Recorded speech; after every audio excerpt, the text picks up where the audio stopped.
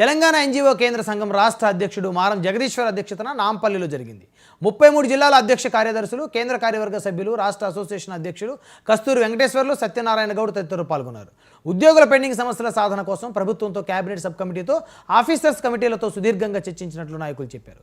పంచాయతీ కార్యదర్శులను గ్రేడులుగా విభజించడం, సచివాలయంలో 12.5% కోటా అమలు, పెండింగ్ మెడికల్ బిల్లులు మంజూరు, డిఏ ఉత్తర్వులు మొదలైన 16 సమస్యలను పరిష్కరించినట్లు నాయకులు చెప్పారు. త్వరలో 1,00,000 మంది ఉద్యోగులతో హైదరాబాద్లో టీఎన్జీఓ 80 ఏళ్ల ఆవిర్భావ సభను నిర్వహిస్తాం.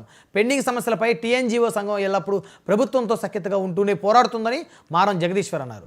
టీఎన్జీఓ రాష్ట్ర కార్యవర్గం ప్రవేశపెట్టిన 9 తీర్మానాలను సభ్యులంతా ఏకగ్రీవంగా ఆమోదించారు.